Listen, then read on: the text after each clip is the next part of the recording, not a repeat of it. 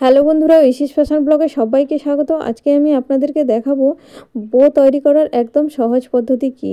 চলুন তাহলে দেখে নিই। প্রথমে আমি একটি কাপড় নিয়েছি লম্বায় 8 ইঞ্চি আর চওড়ায় নিয়েছি 6 ইঞ্চি। তো আপনারা এর থেকে ছোট চাইলে ছোট মাপ নিতে পারেন, আর এর থেকে বড় চাইলে মাপটি বড় নিতে পারেন। এবারে কাপড়টিকে দুভাঁজে ভাঁজ করে নিয়েছি, তারপর যে কোনো একদিক থেকে সেলাই করছি। তো যখন আমি সেলাই করব, যে কোনো একদিকে একটু খোলা মুখ রেখে দেব, যার মধ্য দিয়ে পুরো কাপড়টিকে উল্টে নেব। তো চারিদিকে প্রথমে আমি সেলাই করে নেব। তো চারিদিকে আমি সেলাই করে নিয়েছি, এই দিকে একটুখানি খোলা মুখ রেখে দিলাম। এরপরে চারিদিকে ছোট্ট ছোট্ট করে কাট লাগিয়ে নেব। ছোট্ট ছোট্ট করে কাট লাগিয়ে নিলে কাপড়টা কিন্তু খুব সহজেই উল্টে যাবে, আর ফিনিশিংটা অনেকটাই সুন্দর হবে। এইভাবে ছোট্ট করে কাট লাগিয়ে নিলে ফিনিশিং কিন্তু উল্টানোর পরে সুন্দর হবে। আর কোণগুলোতে অবশ্যই কাট লাগিয়ে নেবেন একটু করে। এবারে কাপড়টিকে উল্টে নেব। তো কাপড়টি উল্টানো আমার কমপ্লিট হয়ে গেছে। এবারে ছুঁচালো কোনো কিছু দিয়ে কোণগুলোকে একটু করে সোজা করে নেব। তো চারদিকের কোণগুলো সোজা করে নিয়েছি। এবারে এই যে খোলা অংশটি আছে, এই খোলা অংশটিকে ভাঁজ করে সেলাই করে নেব।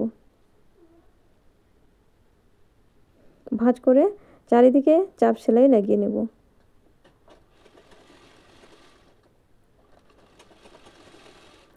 তো চাপ সেলাইও দেওয়া কমপ্লিট হয়ে গেছে। এবারে আমি এই কাপড়টির মাঝ বরাবর একটি চক দিয়ে দাগ দিয়ে নেব। দাগ দিয়ে একদম স্টিচ লেন্থ 5-এ সেলাই দিয়ে দিলাম। এবার দুটো সুতোর যে কোনো একটি ধরে এরকম টান দিলে কাপড়টি সুন্দরভাবে কিন্তু কুঁচি কুঁচি হয়ে যাবে। কিন্তু যেহেতু আমার কাপড়টি মোটা আছে, তাহলে এইভাবে না করেও আপনারা আরও একটি পদ্ধতিতে করতে পারেন। এই যে মেশিনে ছোট্ট ছোট্ট করে কুঁচি লাগিয়ে নিতে পারেন। আপনার স্টিচ লেন্থ 5-এ করে যে কোনো একটি সুতো টান দিলেও কুঁচি কুঁচি হয়ে যাবে। আর খুব বেশি মোটা কাপড় হলে আপনারা মেশিনে এইভাবে ছোট্ট ছোট্ট করে কুঁচি লাগিয়েও সেলাই দিতে পারেন, অথবা হাত সুতো দিয়ে করলেও ফিনিশিং খুবই সুন্দর হবে। তো 3টে পদ্ধতি বললাম, আপনারা যে কোনো একটি পদ্ধতিতে করতে পারেন। এবারে আমি কাপড়টি একসঙ্গে ধরে নিয়ে আরও একটি সেলাই দিয়ে নিচ্ছি। তো দেখুন সেলাই দেওয়া কমপ্লিট হয়ে গেছে। এবারে আমি একটি 1.5 ইঞ্চিতে কাপড় কাটিং করে নিয়েছি। তো 1.5 ইঞ্চিতে কাপড় কাটিং করে প্রথমে একবার ফোল্ড দিলাম, এপাশ থেকে আরও একটি ফোল্ড দিলাম। এবারে মাঝখানে যেভাবে আমরা পাইপিং তৈরি করি ঠিক সেইভাবে, যেভাবে আমরা দড়ি তৈরি করি ঠিক সেইভাবেও আপনারা ভাঁজ দিয়ে কাপড়টিকে সেলাই করে নেবেন। তো সেলাই করে নিলাম।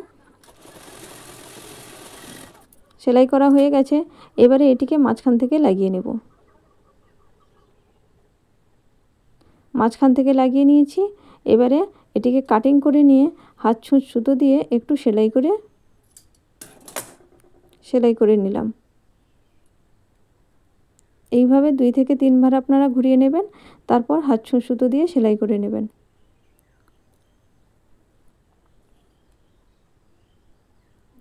তো দেখুন সুতো দিয়ে একটু সেলাই করে নিয়েছি। এই মাঝখানের কাপড়টি দিয়ে দিলে ফিনিশিং কিন্তু অনেকটাই সুন্দর হয়। ফাইনালি আমার বো তৈরি করা কমপ্লিট হয়ে গেছে। কেমন হয়েছে অবশ্যই জানাবেন, আর ভালো লাগলে একটি লাইক করবেন। সাবস্ক্রাইব না করা থাকলে সাবস্ক্রাইব করে দেবেন। পাশে থাকা বেল আইকনটিকে প্রেস করে দেবেন, তাহলে আমার দেওয়া পরবর্তী ভিডিওগুলি খুব সহজেই আপনাদের কাছে পৌঁছে যাবে।